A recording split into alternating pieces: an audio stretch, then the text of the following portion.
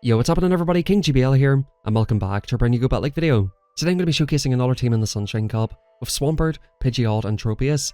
Now, I got a few comments in the last video, are there any replacements for Tropius? You can potentially look to use Jumpluff as a replacement if you don't have Tropius. Now this is a straight up APB style team with Swampert in the lead and 2 flyers to cover weaknesses to Grass and Vigoroth as well. Like I said in yesterday's video, I noticed there was a ton of teams running ABA weak to Swampert.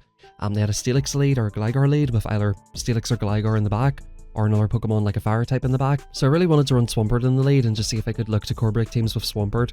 And in this video, I went positive with Swampert double flyer. However, I think my team from yesterday is a little bit better. But if you guys have been thinking about checking out Swampert, by the way, we land Brave Bird on that thing. We're going to come in with Tropius and that's going to be game over. But this team does work very well. Again, you can go Jumpluff instead, or you can go for a different flyer. I actually think both Tropius or Jumpluff and Gligar could be a good option for this team. Swampert, Gligar, Tropius, Swampert, Gligar, Jumpluff.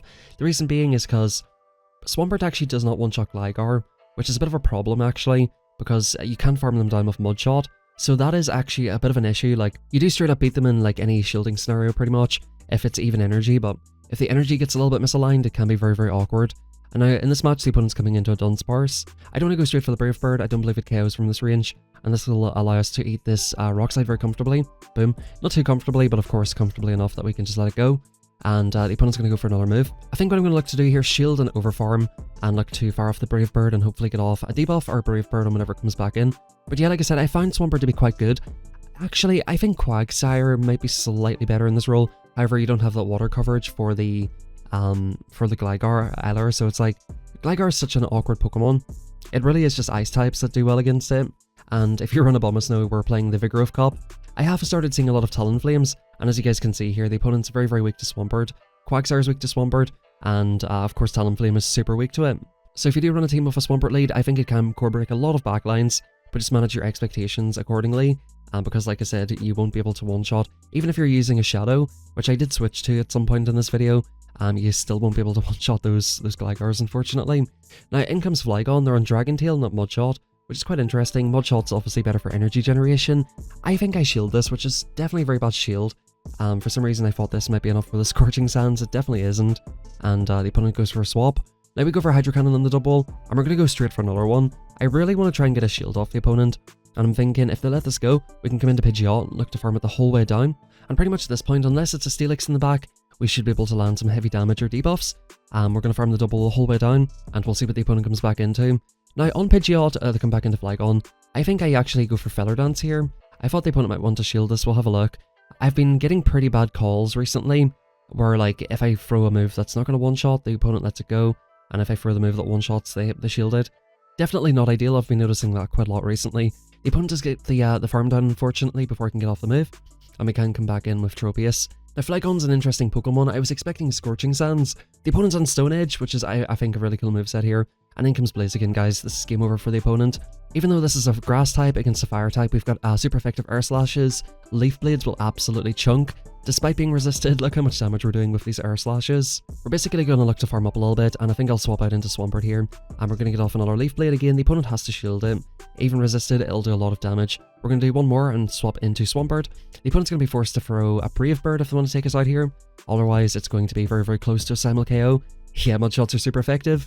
Those Mudshots are starting to look like wing attacks here, and good games to the opponent. I really do want to run Shadow Blaziken. I'm not sure, like, it's got to be good, bro, right? With all of the Steelixes and Vigoroths that you're seeing in the lead here. So this is a pretty negative lead. We're going to go into our safe swap. Now, I'm not sure if you should go into Tropius or Pidgeot as a safe swap. I found that because you've got a Grass typing in Tropius, it's a little bit riskier to safe swap it. That's kind of why I was going into Pidgeot quite a lot. Even though you can get walled by Steelix, I feel like it's a little bit safer. I do go for the shield here to try and take a switch advantage here, and we're going to go for the Brave Bird. I'm thinking the opponent might want to let this go and just farm us down, so boom, Brave Bird goes through, and we're going to see they come back in with Gligar. Now we actually win CMP in Gligar, the opponent froze just before we get to the move. I'm tempted to shield this up and go for the debuff, but that's absolutely fine. We're going to come back into Swampert again. We're already down a shield, the opponent swaps out to Vigoroth, and that gives us a real chance. If the opponent had stayed in that matchup and used the 2-to-1 shield advantage on Swampert, we would have been in a very tough spot there, I think. Now we're actually getting the alignment we want. We've got Tropius on Vigoroth. These body slams do not do that much damage. And again, if you're using Jumpluff, you can have a very similar experience here. Does Jumpluff actually know Air Slash? And if it does, would you want to use it? I'm about 90% sure it does know Air Slash. I do want to sort of quickly check that, because I think actually in this meta, Air Slash is probably a little bit better. It knows Bullet Seed, that's what it was. So you probably just go Bullet Seed or Fairy Wind. Bullet Seed might not be a bad shout because you've got Steelixes, so you can do neutral damage with the grass move. And of course you do have some Mud Boys and ground types in the back. Yep, so anyway, Hydro Cannon coming through, and as you guys can see, that doesn't one-shot. We're going to go for a CMP in the next move. This is still getting pretty close, it just depends who outpaces to this next move. I think I outpace, the opponent gets off the next move here, of course. And this is looking a little bit tricky, let's see. Can we outpace to the Hydro Cannon? We do. No catch from the opponent either, and we should be in a pretty decent position now. Hydro Cannon coming through, and all we have to do is try and Mudshot down the Vigoroth. I was pretty confident in that Mudshot down, and I didn't want to swap into Tropius to potentially get farmed down. In comes Gligar lead again. Like I said, guys, I've seen a lot of these teams with Gligar lead and Steelix in the back. Steelix is a Pokemon that does not really care about typings. It's a pretty annoying Pokemon. I decided to get out of here because, again, I've seen this team quite a lot. Gligar lead, Steelix swap, and the opponent actually comes into Diggersby, so the opponent clearly does not have an answer to Pidgeot. So I'm going to get a debuff through here and look to see what the opponent wants to do.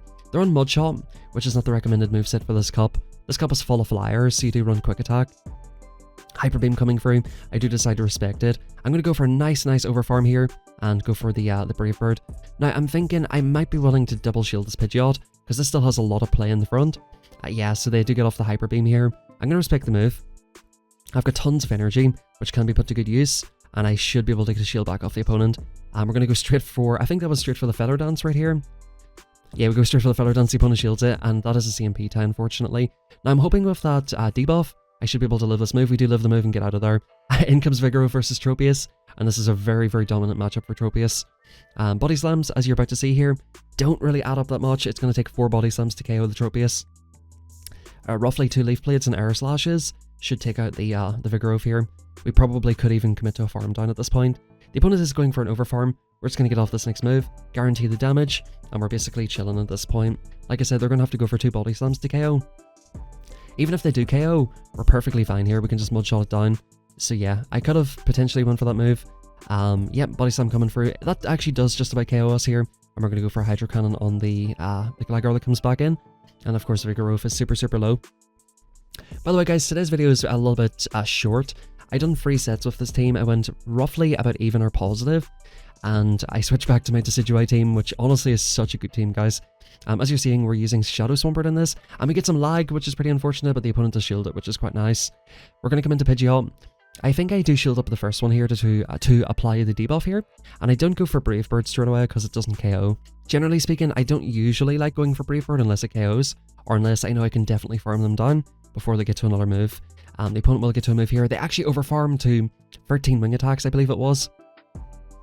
Really weird move by the opponent. I was going to go straight for the Brave Bird, but because the opponent overfarmed, I just went for another Feather Dance because I'm chilling at this point. The opponent comes back in, and it's a Thunderfang Steelix. It's a Thunderfang Steelix. Now, I know this is probably just going to be a breaking swipe. They go for Psychic Fangs, which is quite interesting. I'm going to look to overfarm here, try to get to back-to-back Hydro Cannons. The opponent does get to a move. I'm perfectly fine with this. They go for a breaking swipe. A Hydro Cannon should come very close to KOing still, and this is one place where the Shadow is a little bit better. We're getting that extra damage for allowing us to farm the whole way down, and in comes Victreebel. I just insta for the move. I probably wouldn't have lived that Razor Leaf, so it's probably a good thing I insta for the move. Probably a good thing you didn't insta for the move. In comes Noctowl, and we should be pretty much fine at this point. We come into Pidgeot, go for an overfarm. I think that was a CMP. We go for this Feather Dance. Was that a CMP? No, it wasn't. The opponent does throw a move here anyway, because they probably would be getting Simul-KO'd. And at this point, we'll come back in with Tropius, farm it the whole way down, and have an early list loaded for the Victreebel. Piss off Victreebel, back to the Great League you go.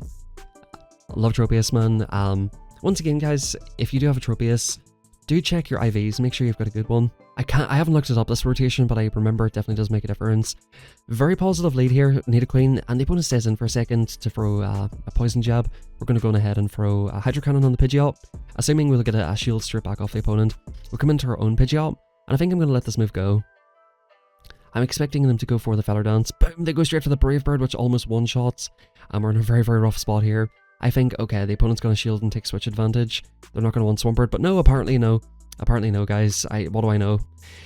That honestly blows my mind. Like, it really does blow my mind. I just don't get how you're not taking switch advantage there, but Like, what are you gonna do? Just align your Swampert to Nidoqueen?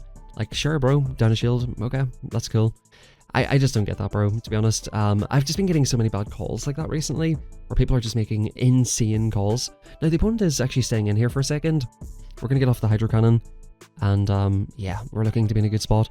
Now, the Poison Fang bait is quite obvious here, but I think I do decide to respect it. The opponent YOLOs the Earth Power, so I'm like, right, okay. And in comes Gligar.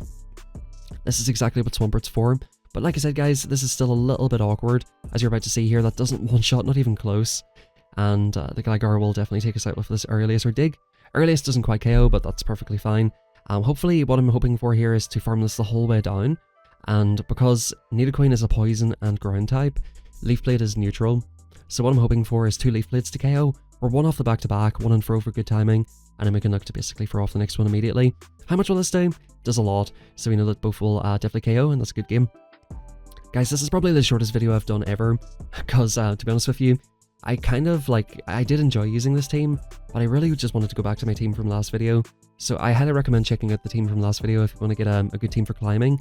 But apart from that, guys, I hope you enjoyed the video. Drop a like, subscribe. Do let me know in the comment section down below. Are you playing this cup? Are you playing Ultra League? Let me know what you're doing this week. I'll try to upload some interesting and unique Pokemon. I've got a few ideas for different Pokemon this week, so do let me know if you've got any interesting picks of your own in the comments, of course, as well. And like I said, let me know what you're most interested in watching this week. Thank you very much, everybody. Have a fantastic rest of your day. Like, subscribe, and I'll catch you all next time.